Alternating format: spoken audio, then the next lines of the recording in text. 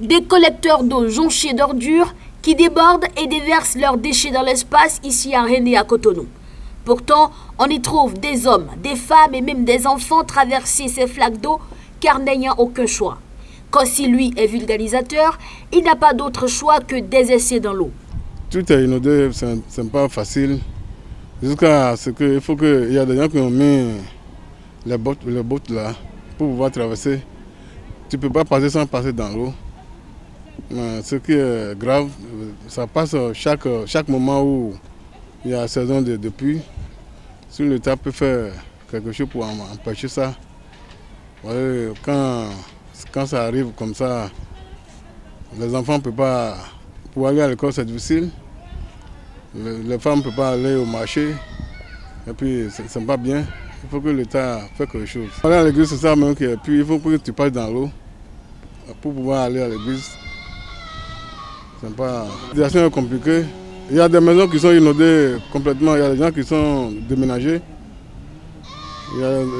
C'est pas bien. Bon, on sait pas. Il faut que l'État fasse quelque chose. C'est ça qui est important. Parce que si c'est pour faire un barrage, pour que l'eau puisse rentrer à chaque moment où il y a inondation, il faut qu'il trouve chemin pour passer. Là, ça va nous arranger. Si tu arrives au Bossa même, tout le monde sont en train de déménager. C'est plus pur qu'à Saint-Cyr. À l'école primaire publique de Rendé Nord, les enfants ne vont plus à l'école. La montée des eaux est en criard. C'est la montée d'eau. C'est la montée d'eau. Nous sommes en saison de crue, comme on a l'habitude de constater. Et il y a de cela 12 ans, on a eu à constater ce phénomène-là et que sincèrement, ce n'était pas vraiment la joie. Et cette année-ci, maintenant, c'est venu. Et nous sommes en train de prier Dieu, quitte à ce qu'au moins 2 jours, 3 jours, ça va repartir. Mais de jour en jour, nous constatons que ça remonte, ça monte et ça monte. Mais de l'autre côté du commissariat de Rendé, au niveau de l'école là-bas de Rendé 2, nous avons vraiment constaté la montée de l'eau qui vraiment nous a fait peur et nous sommes obligés de décider on a appelé les responsables au haut lieu là-bas et qui ont décidé véritablement de congédier les enfants. Et depuis le vendredi, les enfants ne vont plus à l'école là-bas puisque la situation est vraiment criarde. Et on ne peut pas laisser les enfants passer dans l'eau et aller à l'école et revenir à la maison. Parce que nous qui sommes parents, nous qui sommes des élus locaux, on n'aura même pas la paix du cœur. C'est ce que nous sommes en train de constater à Rendé et que ce n'est pas la joie.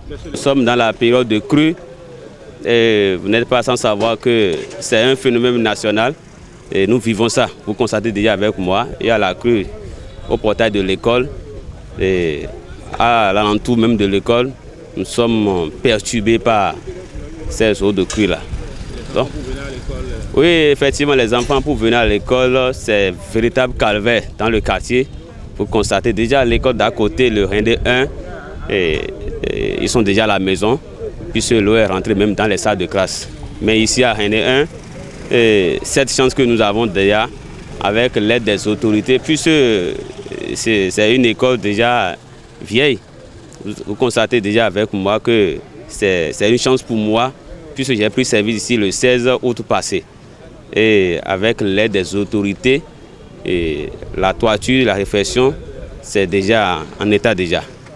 Donc pour l'heure actuelle, c'est phénomène de crue. Et pour le moment, c'est au portail.